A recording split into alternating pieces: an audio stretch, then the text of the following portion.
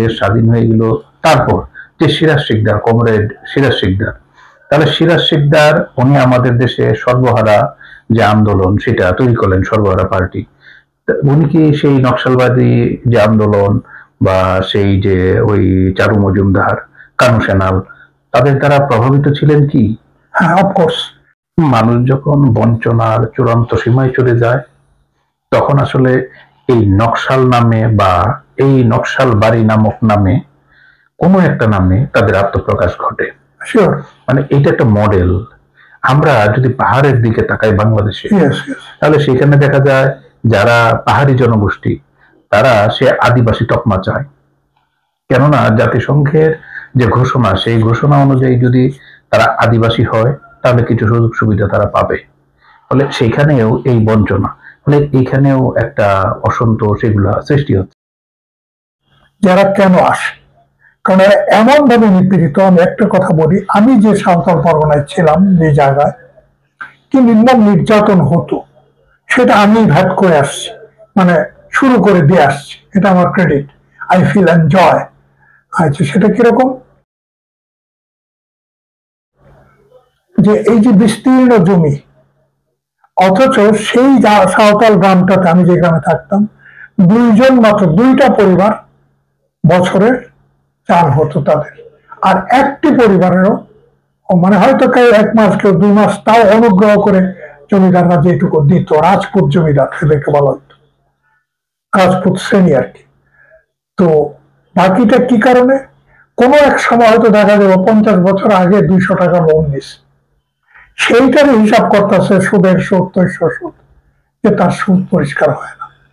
তো ওই জমি চাষ করছে সাঁওতাল এবং ফসল তুলছে সাঁওতাল, অথচ ফসলটার মানে ধানটা গিয়ে দিয়ে আসতে হবে ওই জমিদারের গোলাতে।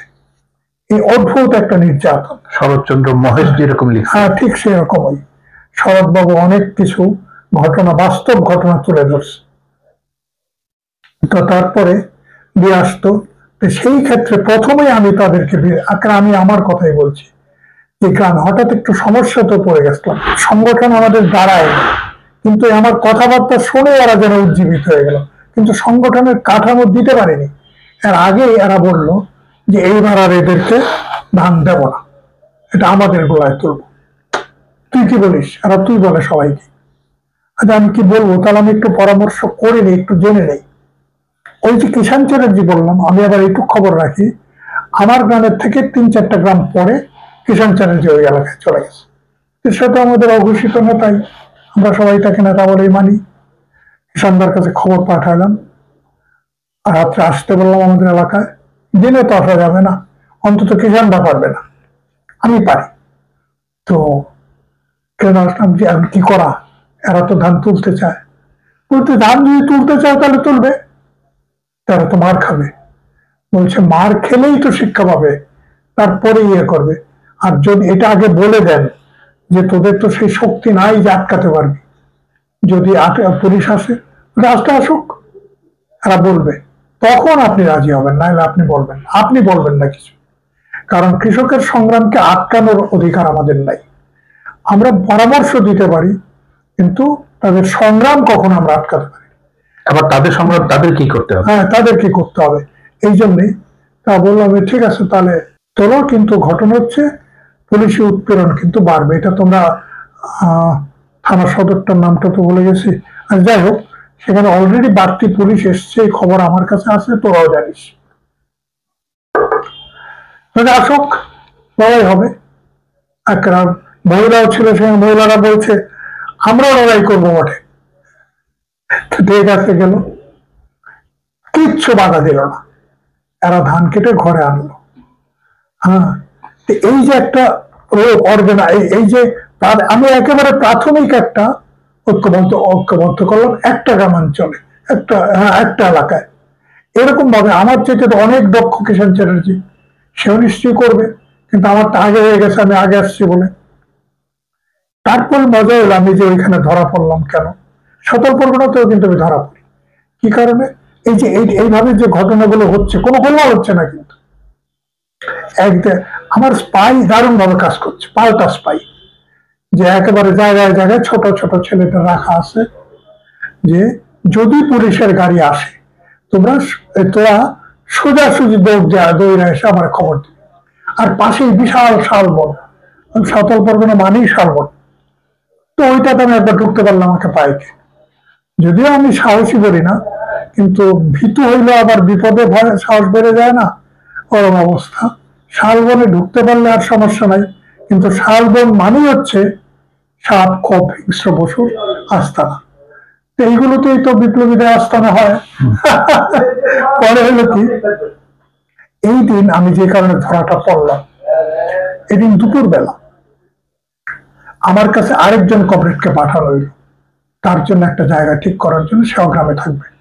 সে নর্থ বেঙ্গল ইউনিভার্সিটির, সেও মানে মাস্টার্স ফার্স্ট ক্লাস পাওয়া, সে থাকবে গ্রামে। এবার তুমি চিন্তা করতে পারো যে কি রকম ত্যাগ স্বীকার করেছে ছাত্ররা। হ্যাঁ, তো এই সকল ছাত্ররা তো শহর থেকে গেছে, শহরের ওই জায়গাটা তো বেকম হয়েছে, একটু দুর্বল হয়ে গেছে। ওইখানে সিপিএম এর কর্মীরা একটু একটু করে পেনিট্রেট করতে শুরু করছে। যাই হোক, তো তারপরে আমি তো কোনো পত্রিকা পাই না, কোনো রেডিও নাই, একটা বিচ্ছিন্ন এলাকায় বিচ্ছিন্নভাবে আসি। ও গেল অনেকগুলো পত্রিকা একসাথে নিয়ে, তারপর বইটই নিয়ে গেছে। বইটিও আমার কাছে তেমন একটা নাই।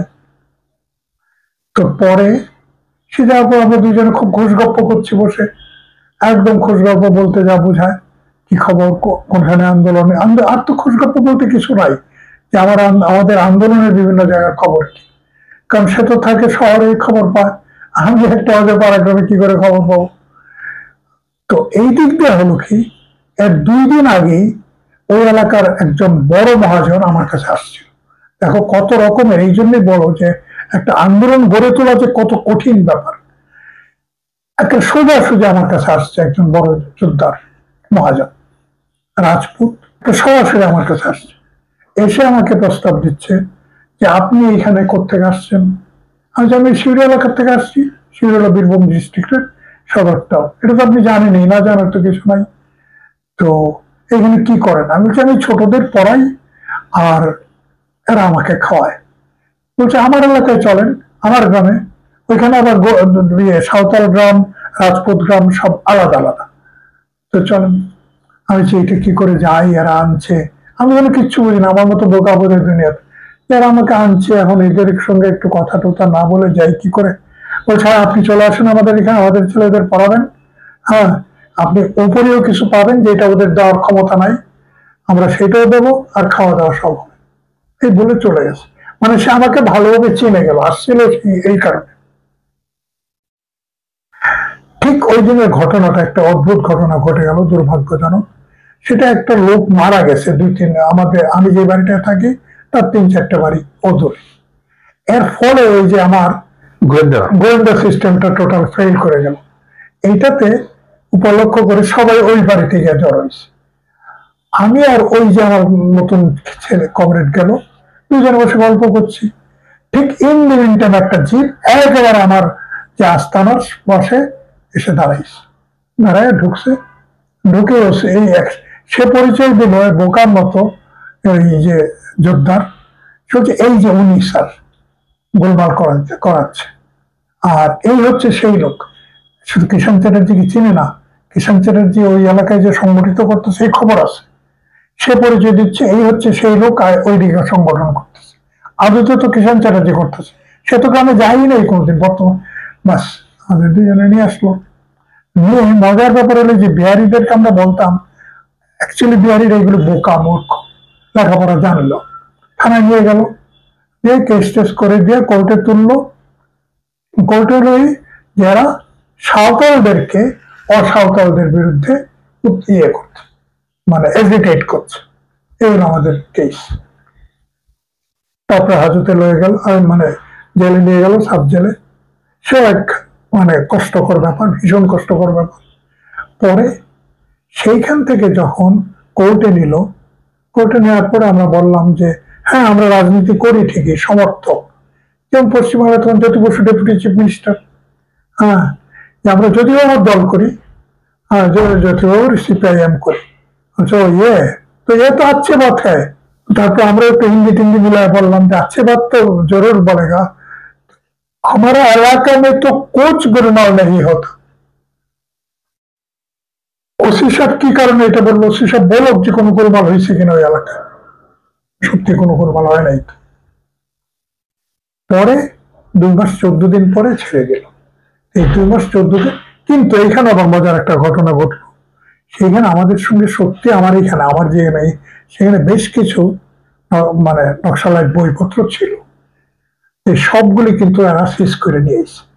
এই বইগুলোর লিস্ট দেখে ওই অ্যাসিস্ট্যান্ট জজ আমাদের মানে বইগুলো আনতে আমি যাইতে চাইছিলাম না, কিন্তু ও বলছে আরে বাবা এমনিতেই যখন ছেড়ে দিল তাহলে বইগুলো রেখে আসে কেন, চল যাই।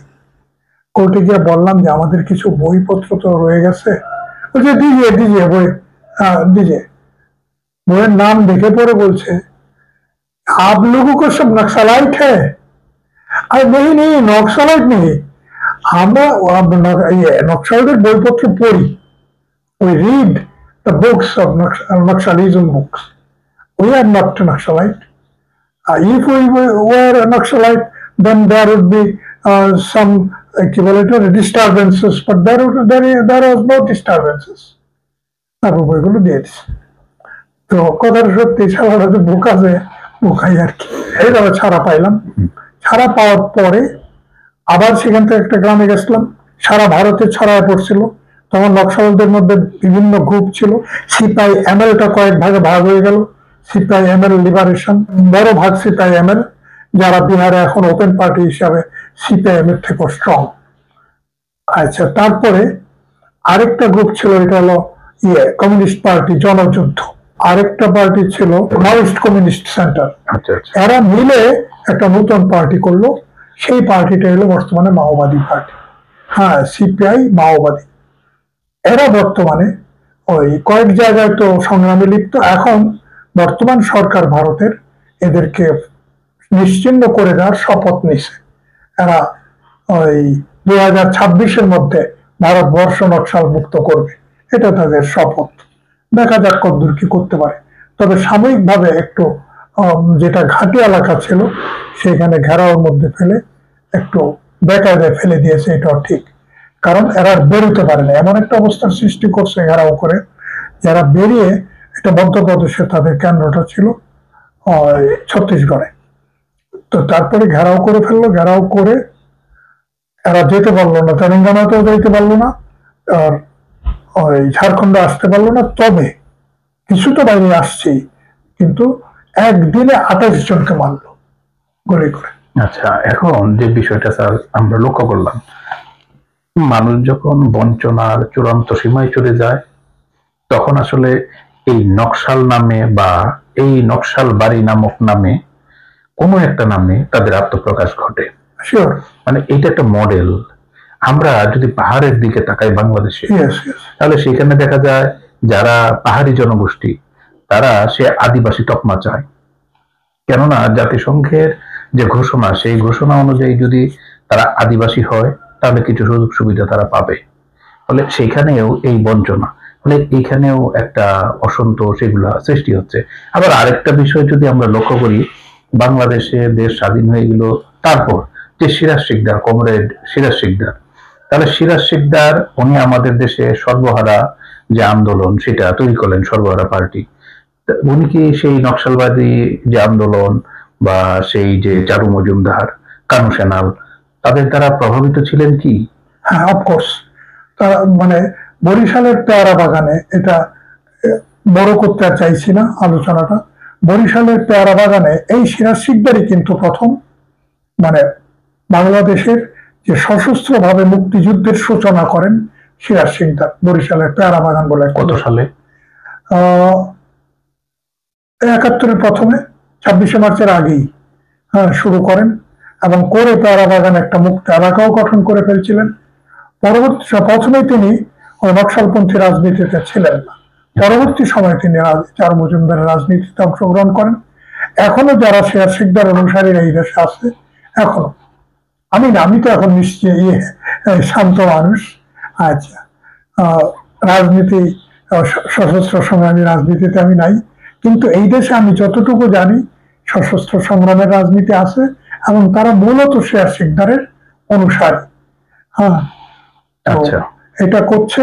এটা গেল শেয়ার শিকদার সম্পর্কে। আর পাহাড়ের যেটা বললে, পাহাড়ে অসন্তোষ ছিল।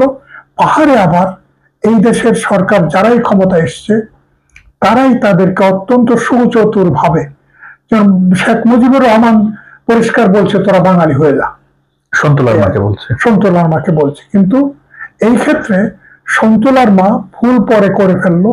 প্রথম সে মুজিবুর রহমানের সাড়া দেয় নাই, কিন্তু শেখ হাসিনার আমলে যে ভুলটা সন্তোলার মা করলো, অর্থাৎ আপোষ করে ফেললো।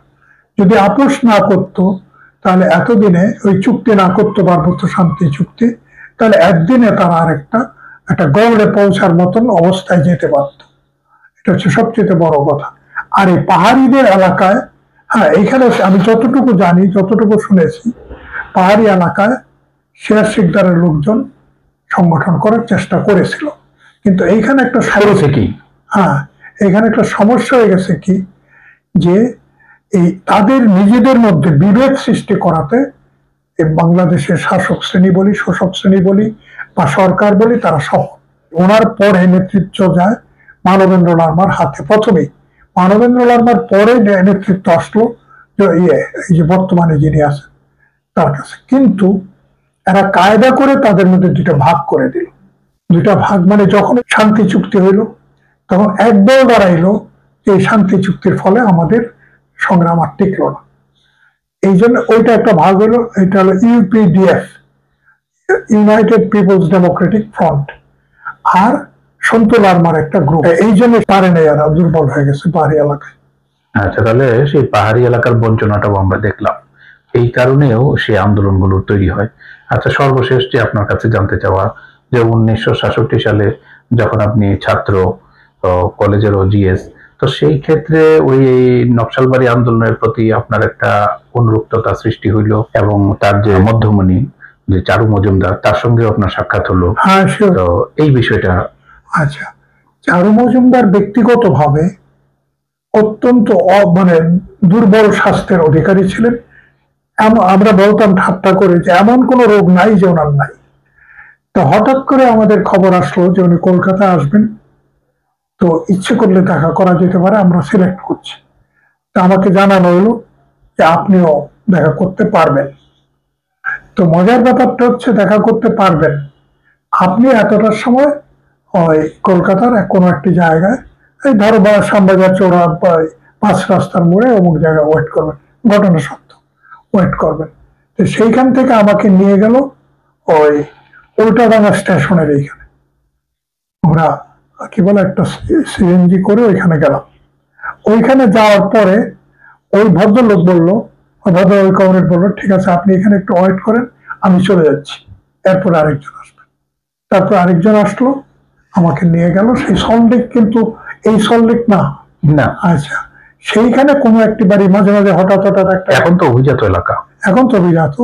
তারপরে ওই রকম একটা বাড়ির কাছে নিয়ে গেল, বললো আমার কাজ শেষ, আপনি এই বাড়ির 2 তলায় চলে যান, ব্যাস সেখানেই কমরেডকে পাবেন। গেলাম, গিয়ে দেখলাম উনি আছেন এবং ওনার কথা বলতে কষ্ট হচ্ছে, কিন্তু তারপর আমাকে দেখে উনি বললেন যে উনি কে। উনি তো দেখা যায় ঠাট্টা করে বলল যে সুস্বাস্থ্যের অধিকারী ভালো একজন মানুষ। আচ্ছা, আজ কোন স্বাস্থ্য তো আমার কারণে না, এটা হয়ে গেছে, কি করবো। বলছে না না থাকুন, সুস্বাস্থ্য তো আমাদের দরকার। আচ্ছা, তারপরে গপ্প টপ্প করলো। ওই শুধু একই গপ্প যে আপনারা কেউ হতাশ হবেন না, হতাশা একজন বিপ্লবীর মধ্যে থাকে না, থাকতে পারে না। তাহলে আপনি যদি আমরা 5 জনদশক ছিলাম, যদি আপনারা কেউ হতাশা বোধ করেন তাহলে আপনারা দয়া করে চলে যান, কোনো দরকার নেই আপনাদের। আপনারা গিয়ে মানে লেখালেখি করেন, আমাদেরকে লেখালেখির মাধ্যমে সমর্থন দেন, কিন্তু আমার সাহচর্যে থাকার কোনো দরকার নেই। এই হচ্ছে চারু মজুমদার। এই চারু মজুমদারের সঙ্গে বলতে হয় যে এই লোকটি কি করে। এখন আমার কাছে হঠাৎ মোবাইলে পাইলাম শ্রীকাকুলাম অন্ধ্রের একটা জেলা, পশ্চিমবাংলার পরেই যে এখানে মানে এই নকশালাইটরা প্রধান ঘাঁটি করছিল, এটা হলো শ্রীকাকুলাম জেলায়। হ্যাঁ, তো শ্রীকাকুলামের একটা অন্ধ্রের গানও আমার কিছুটা এখন পুরোটা মনে নেই, একটা লাইন মনে আছে।